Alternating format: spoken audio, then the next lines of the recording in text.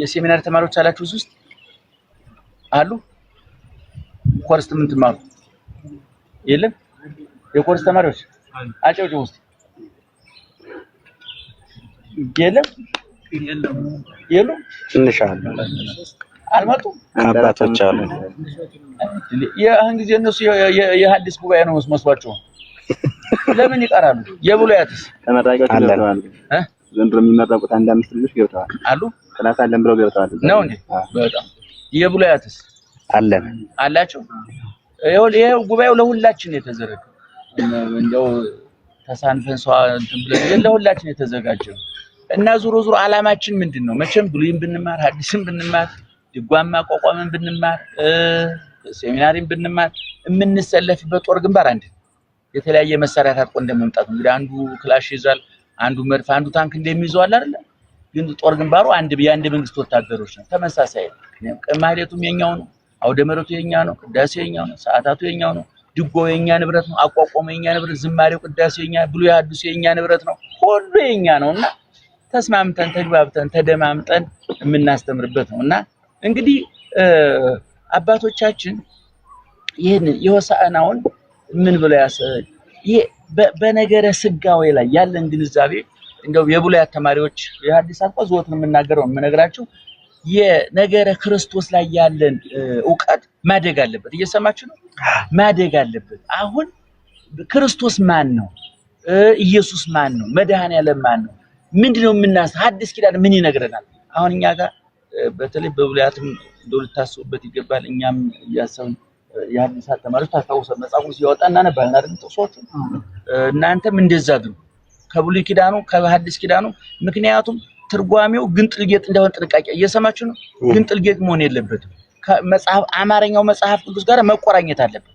ምክንያቱም አንድ መናፍቃ ብንከራከር የምንጠቅሰው ትርጓሜ አይደለም መጽሐፍ ቅዱስ አይደለም ሐዲስ ብሎ ነው የምንጠቅሰው። ስለዚህ ኢሳይያስ ትርጓሜ ስትማሩ እስቲ መጽሐፍ ቅዱስ ምን ይላል? መዝሙረ ዳዊት መጽሐፍ ቅዱስ ምን ይላል? ቆሮንቶስ ትርጓሜ ስንማርኛ ሮሜም ስንማር እስቲ ሮሜ አማርኛው ምን አለ? መጽሐፍ ቅዱስ በራሱ በቁ ምን አለ የሚለውን ሐሳብ በደንብ ያቆራኝ ያስተናሰሉ ማየት ያስፈልጋልና እንግዲህ አሁን ክርስቶስ ልብ አድርጉ በአህያ ላይ ተቀምጦ እየሄደ ነው። በአህያ ላይ የሚቀመጠው ማለት ሰው ነው በመሰረቱ አይደል? አህያ ፈረስ በቅሎ የሚያስፈልገው ሰው ነው፣ የሚደክመው ሰው ነው። ነገር ግን ሄሬኔዎስ በሃይማኖት አበው እንደነገረን እዚህ አህያ ላይ የተቀመጠው ላይ በመንበረ ጸባዖት አለ። እዚህ ገዝፎ በእኛ መካከል የተመላለሰው ሰርግ ቤት የሄደው ለቅሶ ቤት የሄደው በሽተኛ የጠየቀው ለጥምቀት ዮርዳኖስ ለጾም ቆሮንቶስ የሄደው ለጸሎት ጌቴሴማኒ የገባው ለነገረ ምጽአቱን በደብረ ዘይት ነገረ መንግስቱን በደብረ ታቦር ምስጢረ ጸሎትን በቤተ ኢያኢሮስ ምስጢረ ትንሣኤ ሞት በቤተ ኢያኢሮስ ምስጢረ ጸሎትን በጌቴሴማኒ ያስተማረው በድንግል ማርያም እቅፍ በዮሴፍ እንኮኮ ግብጽ ለግብጽ የተንከራተተው መለኮት ነው፣ እግዚአብሔር ነው። ያ እግዚአብሔር በዮሴፍ ተካሻ ላይ የተቀመጠው እግዚአብሔር ደግሞ በዘማና በየማና በዘባነ ኪሩብ አለ አይደለም? ስለዚህ ሐዲስ ኪዳን ማለት የሁለቱን ተዋህዶ ያረጋገጥንበት ማለት ነው። ለዚህ ነው የሐዲስ ኪዳን ሊቃውንት ምን ይላሉ? ሐዲስ ኪዳን የተጻፈው ስለ ስጋ እንግድነት ነው። እየሰማችሁ ነው? ስለ ስጋ እንግድነት ነው የጻፈው። ስለ ስጋ እንግድነት ማለት ምን ማለት ነው? መለኮት ክቡር ነው አይደለም? መለኮት ቅዱስ ነው። መለኮት ረቂቅ ነው። መለኮት ሕያው ነው። መለኮት ዘላለማዊ ነው። ይሄ ምንም ያጠረ አሁን ለምን ሐዲስ ኪዳን ለምን ተፈለገ? አዲስ የመጣ እንግዳ አለ። በስጋው አዲስ የመጣ እንግዳ አለ። ለዚህ ነው ዮሐንስ አፈወርቅ ጌታዬ አብ ይቤሎ ጊዜ ለጊዜ ጌታዬን ምን አለው አለ? በቀኜ ተቀመጥ አለው። ለመሆኑ ይሄ ማንን ነው? ይሄንን ትንቢቱን የተናገረው ዳዊት ነው አይደለም? በኋላ ደግሞ በሐዲስ ኪዳን በቀደም የሐዲሳት ተማሪዎች ታስታውሳለህ፣ ማቴዎስ ላይ እየተማሩ ነበር አይደል? ማቴዎስ 1:22 ላይ ለመሆኑ እናንተ ክርስቶስ ማን ነው ብሎ ጠየቃቸው። ክርስቶስ እሱማ የዳዊት ልጅ ነው አሉ። እሱ የፈለገው የዳዊት ልጅነቱን አይክድም ወይ የዳዊት ልጅ አብርሃም ልጅ ብለን ነው ማቴዎስ ወንጌል የምንጀምረው። የዳዊት ልጅነቱን ያውቃል። ክርስቶስ የማን ልጅ ነው ብሎ ሲጠይቃቸው እነሱ ምን መልስ ሰጡ? የክርስቶስ ነው አሉ። ማን ነው? የዳዊት ነው አሉ። ከዛ በኋላ ክርስቶስ እንዴ እሺ ይቤሎ ጊዜ ለጊዜ ንበር በየማኔ እስካገበውም ለጸላይት ከታይ ተመካይ ደገሪከ ጌታዬን ጠላቶችን በእጅ ጭብጥ በእግርህ እርግጥ አድርጌ እስካስከዛልህ ድረስ በቀኝ ተቀመጥ ያለው ታዲያ ልጁን ነው ወይ? ዳዊት ልብ አድርጉ። እግዚእ ያለው ማን ነው? ወልድ ነው አይደለም? እሺ ወልድ ዳዊት የተባለው ማን ነው? ኢየሱስ ክርስቶስ ነው አይደለም? እግዚእ የተባለውስ ኢየሱስ ክርስቶስ ነው። አንድ ሰው በአንድ ጊዜ ልጅም እግዚአ ዳዊትና ወልደ ዳዊት መሆን ይቻላል? ለምሳሌ ሰሎሞን ወልደ ዳዊት ነው እግዚአ ዳዊት? አዶንያስ ወልደ ዳዊት ነው እግዚአ ዳዊት? እግዚአ ዳዊት መሆን ይችላል? ይችላል? አይችልም። ክርስቶስ ግን የዳዊት ወልደ ዳዊት እንለዋለን በአንድ በኩል አይደለም? በሌላ በኩል ምን እንለዋለን? እግዚአ ዳዊት እንለዋለን። እንዴት በአንድ ጊዜ ጌታውና ልጁ ሊሆን ይችላል ብሎ ጠየቃቸው። ምንድነው ሊነግረን የፈለገው? ወልደ ዳዊትነቱን አምነውበታል፣ ተረጋግጧል። ያላወቁትን እንዲያውቁ ማድረግ ነው የክርስቶስ ዓላማ። ስለዚህ አሁን በሆሳዕና የምንመልከት፣ ስቅለት ላይ የምንመልከት፣ ደብረ ታቦር የምንመልከት ይሄ በተዋህዶ የቃልና የሥጋ ተዋህዶ ያመጣው ስለሆነ አሁን ዮሐንስ አፈወርቅ ታዲያ ምን አለ? ጌታ ጌታዬን በቀኝ ተቀመጥ አለው አለ። እንግዲህ እስቲ ቆይ ከስጋው እንውጣና ወደ ቅድመ ዓለም ሄደን አብ አለ። እንግዲህ አሁን በዚህ ንግግር መሰረት እኮ መሀል ላይ ያለው ማን ነው? ወልድ። አረ አሁን ንበር በየማኔ ባለው መሰረት በቀኝ ተቀመጥ አለ። በቀኝ ወልድ ነው፣ በመሃል ላይ አብ ነው፣ በዚህ በኩል ማን አለ ማለት ነው? መንፈስ ቅዱስ ነው። በነገራችን ላይ ይሄ አብ ነው፣ ይሄ ወልድ ነው፣ ይሄ መንፈስ ቅዱስ ነው ብለህ ካጠቆምክ ምስጢረ ሥላሴ ይናገራል። አንጠቁም፣ እኛ አናውቃቸውም። ስትበቃ የሚገለጥልን እንጂ እንደዚህ ብለን ካመለከት ልዩነት አለ ማለት ነው ብሏል። ስለዚህ በቀኝ ተቀመጥ ዮሐንስ አፈወርቅ ታዲያ ሲተረጉም ምን አለ? እንዴ መለኮትንማ ቢሆን እኮ ገና ዳዊት ሳይፈጠር ቅድመ ዓለም ነው በቀኙ የተቀመጠው። የማን ማለት? እኩልነት፣ አንድነት ማለት ነው። በሪና ይቀመጥ ማለት ነው አለ። ታዲያ በቀኝ ተቀመጥ የተባለው ማን ነው አለ? አዲስ የመጣው እንግዳ ማን ነው? እየሰማችሁ ነው? አዲስ የመጣው እንግዳ ማን ነው? ሥጋ ነው አይደለም? ስለዚህ በቀኝ ተቀመጥ የተባለው ማን ነው? ኢየሱስ ክርስቶስ ነው ማለት ነው። የተቀመጠውን ተቀመጥ ይሉታል። ለምሳሌ አሁን ቁጭ ብያለሁ አይደል? ተቀመጡ ነው ያላችሁ አይባልም። አሁን አንድ እንግዳ ቢመጣ ምን ይባላል? ኖር ተቀመጥ ይባላል አይደል? አሁን ዮሐንስ አፈወርቅ እያለ ያለው ምንድነው? በቀኝ ተቀመጥ ያለው ሥጋን ነው። አዲሱ እንግዳ እሱ ነው። አሁን አዲስ የመጣ በተዋህዶ የመጣው አዲስ የመጣው ስለሆነ ነው። ስለዚህ ይሄንን አንደኛ ማመን ያስፈልጋል፣ ሁለተኛ ማወቅ ያስፈልጋል፣ ሶስተኛ ደግሞ ያወቅን ማገናዘብ በኦርቶዶክሳዊ ተዋህዶ መነጽር ማየት ያስፈልጋል። አያችሁ፣ ይሄንን ካልተረዳን ሐዲስ ኪዳን የማይቆረጠም ድንጋይ፣ የማይቀቀል ድንጋይ፣ የማይፈጭ አሸዋ ነው የሚሆነው። ብዙዎቹ ወርቀዋል። በዚህ በኩል በጣም ትልቅ ደረጃ ደርሰው እነ ንስጥሮስ ወርቀዋል፣ እነ አርዮስ ወርቀዋል፣ እነ መቅዶኒዮስ ወርቀዋል። ሌሎችም የሐዲስ ኪዳን መናፍቃን ጠቅላላ ይሄን ካለማመን የመጣ ነው። ስለዚህ አሁን ቀራንዮ ላይ በአህያ ማን ነው? በሆሳዕና በአህያ የተቀመጠው ማን ነው? መለኮት ነው ሥጋ ነው? ንገሩ።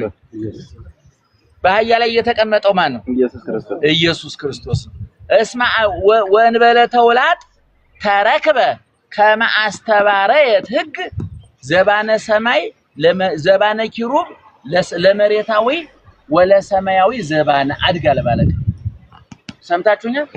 ወንበለ ተውላጥ ተረክበ ከመ አስተባረየት ሕግ ዘባነ ኪሩብ ለመሬታዊ ወለሰማያዊ ዘባነ አድግ። አሁን በኪሩቤል ጀርባ ማን ተቀመጠ? ሊቁ በምስጢር ምን እያለ ነው? እላይ በዘባነ ኪሩብ ማን ተቀመጠ? ሥጋ። እዚህ በዘባነ ድግት ማን ተቀመጠ? መለኮት። ለምን ዘባነ ድግት የሚስማማው ለማን ነበር? ለሥጋ ነበረ። አሁን ግን ሥጋ እዛ ላይ ወጥቁብ አለዘም። እንደውም ዮሐንስ አፈወርቅ ምንድነው ያለው? አዳም ወደ ገነት እንዳትገባ ተብሎ ተከልክሎ በር ተዘግቶበት ነበር አለ። እንዳትገባ የተባለው አዳም ግን የገነትን በር እየጠበቀ ያለው ማለት መልአክ ነበር አይደል? ገነት አዳም እንዳይገባ እንዴ ሥጋ በአቋራጭ እነሱ ሳይረዱ ምንም ያወቁት ነገር የለም። አምላኩ ነው በዘባናቸው ላይ ተቀመጠባቸው። ያ የተዋረደው ሥጋ አትግባ ተብሎ እየተከለከለ ያለው የነበረው የአዳም ወኪል የአዳም ሥጋ አምላኩ ተቀመጣል። ስለዚህ እኔ የኦርቶዶክሳዊ ተዋህዶ ቤተክርስቲያን ትምህርቷ ረቂቅ፣ ጥልቅ፣ ጥብቅ እምነትም ዕውቀትም ምግባርም የሚጠይቅ መሆኑን ማወቅ ያስፈልጋልና እኔ እንደዚህ አይነት ትምህርቶች ሲመጡ ይህን ብንገነዘብ በጣም ደስ የሚለኝ እኔ በግሌ ማለት ነው። ደህና ዋላችሁ? ተረታችሁኛ? በማርያም ተረዱኝ ሀገራችን እና ምስጢረ ስጋዌ ላይ ተነጋገሩ፣ ተወያዩ። ቤተክርስቲያን ምንድነው የምትለው? ለዚህ ደግሞ ሃይማኖት አበው እኔ ሁሉ ጊዜ እናገራለሁ። ክፍልም ለአዲስ ተማሪዎች ነግሬያለሁ። ሄሬኔዎስ በጣም በሚገባ ተነግሮታል። እዚህ ተጠማው ይላል፣ እዛው ውሃውን ወይን ያደርጋል። እዚህ ተራብኩኝ ይላል፣ እዛ እንጀራ ያበረክታል። እዚህ ትንሳኤና ሕይወት ነኝ ይላል፣ እዛ ይሞታል። እዚህ ያለም ብርሃን ነኝ ይላል፣ በጨለማ ቤት ይታሰራል። እንደዚህ እያነጻጸረ ያመጣዋል። ሁለቱን ታዲያ ይላል አንድ ላይ መስፋት ያስፈልጋል። በሁለት ዓሣና በአምስት እንጀራ 5000 ሰው አበርክቶ አበላ አይደለም? ይሄ ብቻውን ከተወሰደ የማን ስራ ነው መሆን ያለበት? የመለኮት ነው የሥጋ ነው? ብቻውን ነው ከተባለ ይሄን ስራ የሚሰራ ማን ነው? መለኮት ነው አይደለም? እንደገና ደግሞ እዛ ላይ ደግሞ ወምዝርህ ከጾም በኋላ ደግሞ ተራበ ይላል አይደል? ይሄ ማን ስራ ነው? የሥጋ ነው። ጸማይኩ የማን ስራ ነው? የሥጋ ነው። ማየረሰይ ወይነ ወደ ኪሞ ጊዜ የስባው ይረፍን ነበረህየ ኑ እናንተ ደካሙ ኑ ስሩሃን ዋና አረፈክሙ የመለኮት ነበር አይደል? ነገር ግን ይሄን አንድ ላይ መስፋት ያስፈልጋል ይላል። ማዋሃድ አዋህዶ ማየት ያስፈልጋል። ገነጣጥለህ ተንጠልጥለህ ትቀራለህ ነው የሚለው። እዛም አንድ የተኮነነ ሸፍስ እንደሚባል አንድ ጊዜ ከቀዝቀዛው አንድ ሲሆን ቁጭ ጨምርሻለህ እዛ ራበው ስትባል ለካ ዮሴፍ ልጅ ነው ሰው ነው። እዛ ደግሞ እንጀራ በረከት አራዳ ተሳስቼ ነበር ስትል እየወደቅ እየተነሳ ዝም ብሎ ሲዞርብ ነው የምትኖረው። ስለዚህ የተዋህዶ ሊቃውንት ታዲያ ምን አደረጉ? ግብረ ትስብእትና ግብረ መለኮት ማጋባት ያስፈልጋል፣ ማዋሃድ ያስፈልጋል። በቆሮንቶስ ምድረ በዳ የተራበው እንጀራ ያበረከተው ውሃውን ወይን ተጠማው ያለው ውሃውን ወይን ያደረገው ሙቶ የተነሳው እኔ ትንሣኤና ሕይወት ነኝ አለ አልዓዛርን ያስነሳው። ስለዚህ ይሄንን ቤተክርስቲያናችን አዋህዳ አሳምራ አበጥራ እንጠርጥራ የክርስቶስን ጉዳይ የምታስተምርበት አንቀጽ ነውና እኔ በዚህ ጉዳይ እንደው ይሄን አሁን አውደ ምሕረት ላይ ብንነገረው ህዝቡ አይሰማንም፣ ጆሮ ዝግ ነው። ምክንያቱም አላሳደግ ነው፣ ቀስ በቀስ ማደግ አለበት። ወደዚህ ካሊቦ ጋር ኩማረ ቅዱስ ጳውሎስ ያለው መቼም የአንድ ዓመት ህፃን ወደው እንደተወለደ ዳቦ ክትፎ አምጡልኝ ቢል የመቅሰፍት ነው።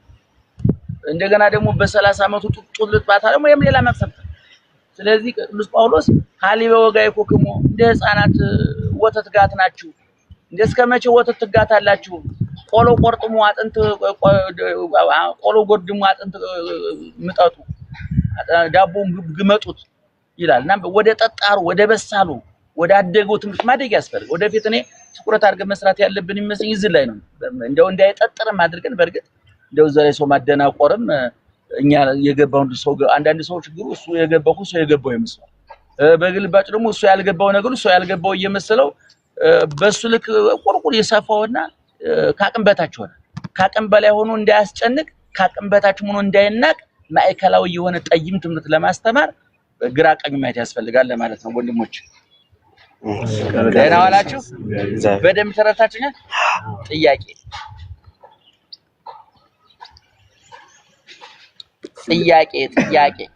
የሥጋና የመለኮትን ብቻ ሲሆን ሁለት ባህሪ የሚሉት ከዚህ ተነሳ ነው። ምክንያቱም የሥጋ ስጋ ሰራ የመለኮት የተዋህዶ የሰራውን ይሄን ለሥጋ ይሄን ለመለኮት ሲባል ሁለት ባህሪ የሚሉት ከዚህ አንፃር ነው አይደለም። እሱ እኮ የኛ ሊቃውን ታዲያ ምን አፈረሱ? እነዛ እኮ ጥያቄውን ሰምታችኋል? ግልጽ ይሆናል። ጥያቄው የመለኮትን ሁለት ባህሪ የሚሉት የመለኮትን ስጋ መለኮት የሥጋ ግብረ ማለት አረሰልከን ዝጋ እኔ ጉዳይ ስላለብኝ እኔ ማለብኝ። እሺ ቀጥስ መምሬለስ እየሰሙ ነው። እሺ እርሶ እንኳን ድጎ እንዲሰው አሁን መለኮት ይገብር ግብረ መለኮት ትስብእት ይገብር ግብረ ትስብእት የሚሉ አሉ አይደለም? ካቶሊኮች ይላሉ ይባላል። የዝርዝር ጉዳያቸው መጽሐፋቸውን ለማን ሞክረል ቆይቷል እንጂ መለኮት ለምሳሌ እነሱ ምንድነው የሚሉት? ውሃውን ወይን ያደረገ ማን ነው? መለኮት። የተጠማ ማን ነው? ሥጋ ነው የሚሉት። የኛ ሊቃውንት ደግሞ ምን አሉ? የዮሐንስ ወንጌል ምዕራፍ 9 ነው ለጥቅስ ያመጡ። ለጥቅስ ያመጡ ምንድነው የሚሉት? የዘውሩት ያን አይነ ስውሩን በትክክል የሚገልጠው እጉር የሚለው አይነ ስውር አይደለም ልሙጥ ነው እንደው እጉርም አይደለም ማለት ልሙጥ ነው የግንባሩ ልሙጥ ነው እንደማንኛው ሐዋርያትንም ለጥያቄ ያነሳሳቸው አይነ ስውርነቱ አይደል ብዙ አይነ ስውር አይተዋል በሀገራቸው አዲስ አይደለም የመጀመሪያ መጨረሻ ማለት ይሄኛው ግን ጠቅላላ ፊቱ ልሙጥ ነው ይሄ ጠቅላላ የአይኑ አይን የተቀመጠበት ቦታ ለሱ ግንባር ነው ጠቅላላ እና ይሄ ነው ለጥያቄ ያነሳሳቸው አይደል ረጌታው ምንድነው ይሄ እንዲህ አይነት ፍጥረት አይተን አናቀም እንደው እሱ ኃጢአት ሰርቶ ነው ኃጢአት ይሰራ ብሎ አስቀድሞ ሰንክሮት ነው ወይም ደግሞ እናትና አባቱ ለመበቅ እግዚአብሔር እየተበቀላቸው ነው ብሎ ጠይቆ ነበር አይደል በኋላ ክርስቶስ የሰጠው መልስ ሕይወቱ አበሰ እሱ አልበደለም አይበድልም ወይ አዝማዲው ዘመዶቹም አልበደሉም ዳይሙ ከማያስተር ይገብረ እግዚአብሔር በላይ የእግዚአብሔር ሥራ ይገለጥበት ዘንድ ነው ይሄን ደግሞ ሊቃውንት አይነ ሰጥቼም አይነ ነስቼም መመገብ እንደምችል ያሳየውበት ነው ብሎ ተርሞታል ሊቃውንት ከዛ በኋላ የእግዚአብሔር ሥራ ይገለጥበት ዘንድ ነው አለና ቀን ሳለ ሥራዬን ልሰራ ይገባኛል ማንንም ሥራ ሊሰራበት የማይችል ሌሊት ይመጣል አለ ሌሊት ያለው ሞቱ ነው ቀን ያለው ትንሳኤው ነው በህይወት እስከ ነው ሌላ ሀተታለው ተውተሱን ከዛ ምራቁን እንትፍ ብሎ ጭቃ ለውሶ አይኑን ቀባ ዋናው ነጥቦ ይችላል አሁን ምራቁን እንትፍ ብሎ ይላል አሁን የአይነ ስውር አይኑ የበራው በምንድን ነው ንገሩኝ በምን አይኑ የበራው የብረ ጽውረ በምራቁ ወቀዋይ ዱለ ዘውሩ ተወልደ አበይተ ኃይላት እሺ አሁን የሰው ያዩን የበራው በምንድን ነው ወለቱ ጭቃለ የለም ምራቅ አለ የለም እሺ ምራቅ ብቻውን ያድናል ወይ ነው ትልቁ አሁን ነጥቡ ይሄ ነው ሊቃውንቱ የፈለጉት ጭቃ ብቻውን ያድናል ምራቅ ብቻውን ያድናል ለምሳሌ ወዘ ይወልሶ አፉ ምራቅ ሞልቶ ተቀምጧል አሁን ብትተፉብኝ እኔም አላስተፋችሁ ማዳት ነው ትርቴ እንጂ አታበሩም እኔም አላስተፋችሁ እናንተ ማትደፉም እንደዚህ አይነት ውርደት ውስጥ አትገማማችሁ ታውቃላችሁ እኔም እምነቴን አውቀዋለሁ አሁን አያችሁ ምራቅ ሊያድን አይችልም ስለ አዳኝነት የማን ገንዘብ ነው የመለኮት ነው ምራቅ የማን ገንዘብ ነው የሥጋ አሁን በተናጠል ከሆነ ይሄ ሰው እየተፈወሰው በምራቅ ብቻ ከሆነ ምራቅ ብቻውን ያድናሉ አያድንም እሺ ያዳነው መለኮት ከሆነ ምራቅ ከየት ያመጣል አየ የኛ ሊቃውንት ያመጡት ሐሳብ ማፍረሻ ሐሳብ ምንድነው ተዋህዶ የሚያገለግለው ለዚህ ነው እንቲያው ለቃል ሆነ ለሥጋ ወንቲያው ለቃል ወንቲያው ለሥጋ ሆነ ለቃል የቃል ሥጋ አዳኝነት የማን ገንዘብ ነው የመለኮት እሺ ምራቅ የማን ገንዘብ ነው የሥጋ አሁን ከዚህ ሁሉ ጣጣ ለመውጣት ይሄ የሥጋ ነው ይሄ መለኮት ነው ብለን ጣጣው እስከ መግባት ምን ወደ ምን እንመጣለን ይሄን ሰው ያዳነው ማን ነው ኢየሱስ ባጭ ኢየሱስ ደግሞ ስንን መናለታችን የመለኮትና የሥጋ ተዋህዶ ውጤት ማለት ነው ለምሳሌ አሁን እኔ አሁን እያስተማርኳችሁ ነው አይደል እሺ ነፍሴና ሥጋ ነው እያስተማረ ያለው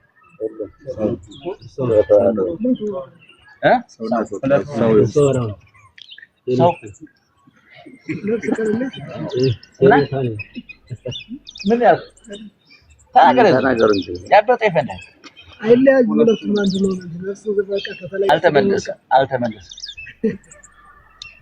አሁን እያስተማራችሁ ያለው ሥጋዬ ነው ነፍሴ ነው ተዋህዶ ምን አከኝ እሱ ነው እሽቱ አልማየው ይባላል አየህ ሰሎሞን በየበጠራው አሁን ሁለቱንም አይባልም ሁለቱማ ተዋህደው እኮ ሰሎሞን የሚል ስያሜ ሰጣናቸው ለምሳሌ አንተ እንጀራ እየበላ ነው አሁን ለምሳሌ ምሳሌው አይሄድም እንዳትወስዱ ለምሳሌ አንድ እዚህ ጋር ዶቄት አለ እዚህ ጋር ውሃ አለ ለየብቻችሁ ምን ነበሩ ውሃና ዶቄት ነበሩ ከተወካ በኋላ ከተጋገረ በኋላ ከደረቀ በኋላ ከኮቸሮ በኋላ ከዛ የመጨረሻ ይወጣ ደግሞ አያምርም መጨረሻው ተውት አሁን ዙሮ አንድ ነገር ቅርጹን በለወጠ ቁጥር ስሙ ይቀይራል ነው ሐሳቡ አይደለም የሳይንሱ የሚለው ሐሳብ አሁን ያለ መለኮት ብቻውን አለ እዚህ ሥጋ ብቻውን አለ እስከመቼ ድረስ ይኩነኒ በከመት ቤለኒ ብላ መቤታችን እስከ ፈቃዱን እስከምትሰጥ ድረስ ልክ መጋቢት 29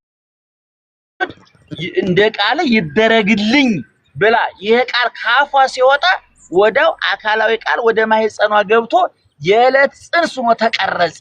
ይሄን ሊቃውንት ምን ብለዋል? ልክ ምንድነው መምህር ስላሴ ማናጠነበት ነበር። ይሃም ዮሴፍ በድንግል መራታ ቢሃም ዮሴፍ ወይ ብለ ማንደርደሪያ ወረ ድምጽ ምታ እስከ ጸንሰት ቃለ። አንድ ሴት ጸነሰች የሚባለው መቼ ነው? ከባሏ ዘሩ ወጥቶ እሷ ማህፀን ሲያርፍና ከማህፀኗ ውስጥ ካለው እንቁላል ይብልታል። እንግዲህ ዘውን ሰዎች ደም ነው ምንለኛ ግድ የለም ብቻ ተዋህዷል የሆነ ነገር ብዙ ጉዳዩን አናውቅም። እኛ ተሸክመን እንዞራለን። ሰውነታችን ምን እንደሆነ እኛ ተፈታተነ የተገጣጠመን አይደለም፣ ተገጣጥመን የተወለድነው። አልፎ አልፎ ስንፈታታ ራሱ መገጣጠሚያው እየጠፋ ያው አስቁሎ አካለ ጎደሎ ነው የሚቀረው በዛ። ዙሮ ግን ለማለት የፈለኩት ምንድነው እመቤታችን መላውጋስ ሰለቻችሁ እመቤታችን እንደ ቃልህ ይደረግልኝ ስትልና አንድ ሴት ከባሏ ዘር ስትቀበል እኩል ነው ማለት ነው። አያችሁ እምድምጽ ምታ። አሁን የእመቤታችን እንደ ባል የቆጠር ነው ማን ነው? የመላኩን ቃል ማለት ነው። ከመላኩ ቃል የወጣው ምንድነው? ድምጽ ነው። ከዛ ከድምጽ ምን ይኩነኒ ብላሷ ስታወጣ ከቃሏ ልክ አካላዊ ቃል ተጸነሰ። ከዛች ደቂቃ ከዛች ሰከንድ ጀምሮ ምን ሆነ? 9 ወር ከ5 ቀን ተወለደ። አባ ጊዮርጊስ ዘጋስጫ አቃቤ ሥራ ይመጻ እምሰማየ ሰማያት ወጸፈውስ ተረክበት በቤተ ዳዊት። መድኃኒት ቀማሚው መለኮት ከሰማይ ወረደ። መድኃኒቱ የሚቀመምባት እንጨት ደግሞ ከዳዊት ዘር ተገኘች። ያችን እንጨት እንኳን አይባልም እጽ ነው የሚስማማኝ እንጨትና አሁን እንጨት በእንጨት ላይ ተሰቀለን በእጽ ላይ ተሰቀለን የሚስማማኝ ነገር ናቸው። የቄስ ትምህርት ይላል አሁን እንትሩ እኛም ተቀበለ የቄስ ትምህርት አይደል፣ የካህን ትምህርት የአብነት ትምህርት ነው የሚባለው። የክህነት ትምህርት የቄስ ትምህርት አይደል፣ እንዳትቀበሉ። የቄስ ትምህርት ነው የተማረው የቄስ ተማሪ ያለ አትቀበሉ። ያበሻ ተማሪ አይደለንም፣ የክህነት ተማሪዎች ነው፣ የአብነት ተማሪዎች ነው። ሰማያት እየሰነጠቅን የምንመራመር ሰዎች እሱ እንኳን እንደው እንናገረው የሚል ተቀሩ ነው ይብሰል ብቻ። ለማንኛውም ለላችሁ የፈለኩ ምንድነው ልክ እመቤታችን ይኩነኒ ስትል አካላዊ ቃል በማን ማህፀን አደረ ብለናል?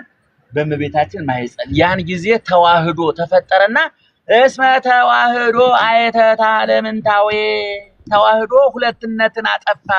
ሁለትነት ምንድነው? ስጋና ቃል ተዋህዱ። ሁለት ሃይማኖታችን ምንድነው የሚለው? ከሁለት አካል አንድ አካል ከሁለት ባህሪ አንድ ባህሪ ነው የምንለው አይደለም? አካለ መለኮትና አካለ ስጋ ለየብቻቸው ነበሩ። ባህሪ ስጋና ባህሪ መለኮት ለየብቻቸው ነበሩ። በድንግል ማርያም ማህፀን ሲጸነስ ግን አካለ ስጋ አካለ መለኮት ከአካለ ስጋ ባህሪ መለኮት ከባህሪ ስጋ ጋር ሲዋሃድ ከሁለት ባህሪነት ወደ አንድ ባህሪነት ከሁለት አካልነት ወደ አንድ አካልነት። ስለዚህ ኦርቶዶክሳዊ ተዋህዶ ቤተክርስቲያን ምን ብላ ታምናለች? አንድ አካል አንድ ባህሪ ወልደ አብ ወልደ ማርያም ኢየሱስ ክርስቶስ በተዋህዶ ከበረ። ታዲያ ይሄ ሊቁ ምን ይላል? ወልድን እመቤታችን ወልዴ ብለዋለች አላለችው? ጥያቄ ብለዋለች አላለችው? አብ ወልዴ ብሎታል አላለውም? እሺ አብ ወልዴ ያለው ማንን ነው? ክርስቶስ። ቲንክ አድርጋችሁ ተናገሩ። አብ ወልዴ ያለው ማን ነው? በዮርዳኖስ ክርስቶስ ነው። አዋህዶ ንገሩኝ። ክርስቶስ ነው። እይቤ ወልዴ ዘላይለ ዝንቱ ሊቁ አላ ይቤ ዝንቱ ውእቱ ወልዴ። አብ ልጄ ነው ያለው በዛ አድሮ ያለው ልጄ ነው አላለም አለ ሊቁ። አዋህዶ መለኮትና ስጋን አዋህዶ ምን አለ? ልጅ አለው። እንዴት ደስ ይላል መሰላችሁ። ደግሞ እንደገና ወልዴ ለምን ተከመዝረስ ሳይከነ እመቤታችን በ12 በቤተ መቅደስ ጠፍቶባት ስትፈልገው ምንድነው ያለችው? ልጄ ለምን እንዳደረከን እኔና አባት እንዴት እንደው እንዲጨዋናት እንዳለችን እኮ ነው ቦን መብራን እንደው አሁን አያችሁ ክርስቶስ ዮሴፍ የክርስቶስ አባት እንዳልሆነ ዋናው ምስክር በዓለም ላይ ማን ነው? አንደኛው ንገሩኝ። አብ አይደለም፣ እሱም አይደለም። ማን ነው? በዚህ በሳይንሱ ምን ይባላል? ልጅ ለአባት እምነት ነው፣ ለእናት እውነት ነው ይባላል። ከማን እንደጸነሰች የምታውቀው ማናት? እናት ናት። አባት ግን ዘርቻ ነው። በቃ ምናልባት እሱ ከመዝራቱ አንድ ቀን ሌላ ሰው ከዘራ እርሻው ሌላ ይዞታል። ልጅ ነው ብሎ ያሳድግ። አሁን በዲኤንኤ ስንት ጉድ እየመጣ መሰላችሁ? ልጆች ናቸው። አሁን ባለፈው አንደኛ የገባንበት ሽምግልና ልጆች ናቸው ብሎ አሳድጉ። ሁለት ልጆች ሲመረመሩ ልጆቹ አይደሉ። በዲኤንኤ ተጠንሶ ስለዚህ እውነተኛ ልጅ መሆኑን የሚያውቀው ማን ነው? አባት ነው እናት? እናት። አሁን እመቤታችን ክርስቶስ በድንግልና ተጸንሶ በድንግልና እንደተወለደ ከእመቤታችን በላይ የሚያውቃል ይል ብቸኛዋ ለዚህ ምስክር እሷ ናት። ስለዚህ እሷ ግን ምን አለች? አነ ወአቡከ እኔና አባትህ እየፈለግን አያችሁ ምን ያህል ይሉኝታ እንዳላት የዮሴፍ እንድካም ገደል ማትጨምር ዮሴፍ አባቱ እንዳልሆነ ታውቃለች። ከሷ በላይ አዋቂ የለም። በናው ድንግል ተጸንሶ ተወልዶ የዮሴፍ ልጅ እንደው በዓለም ላይ ያሉ አሁን እንኳን የተነሱ መናፍቃን ባይሆን እንደው ሎቱ ስብሐት እኛም ደግሞ እናፍራለን ሌሎች ልጆች አሏት እያሉ ይቀረሻሉ እንጂ እኮ ክርስቶስ በድንግልና መወለዱን ማያምን የለም አይደለ? ግን እመቤታችን ናት ትክክለኛዋ ምስክር ለዚህ እመቤታችን። ነገር ግን ክርስቶስ ጠፍቶባት ስትፈልጉ ቆይታ ስታገኘው ምን አለች? ልጄ እንዴት ታደርገናለህ? እኔና አባት እኮ አንተን ፍለጋ ስንደክም አባት የተባለው ማን ነው? ዮሴፍ። ዮሴፍ ልብ አድርጉ አንድ አባት ሊያደርግ የሚችለውን ነገር አድርጓል አላደረገም? አድርጓል። አሁን ዛሬ የወለደ ሴት ያገቡ ሰዎች አውቃለሁ እኔ እውነቱን ለመናገር ልጄ አባቴ ብሎ አሳድገው ትልቅ ደረጃ ያደረሰ እናት መታ ልጄን አትንካቢ ብትል ያ ትዳር ይበጠበጣል አይበጠበጥም? ይበጠበጣል። እመቤታችን አያችሁ እሷ እመቤታችን ብጥብጥ ይመጣል ብላ አይደለም እሱ ምን እሷ ጉዳዩ አይደለም። ነገር ግን የዮሴፍን ብሎታል አለም ዙሮ የፈለኩት እሱ አይደለም። አብ በዮርዳኖስ ምን ብሏል? ልጄ ብሏል አይደለም? እመቤታችን ደግሞ ምን ብላለች? ልጄ። አሁን አብ ልጄ ሲል በተዋህዶ ስጋንም ጭምር ነው። እመቤታችን ወልዴ ሲል ደግሞ በተዋህዶ መለኮትን ጭምር ማለት ነው። አያችሁ ይሄንን በደንብ አድርጎ መረዳት ያስፈልጋል።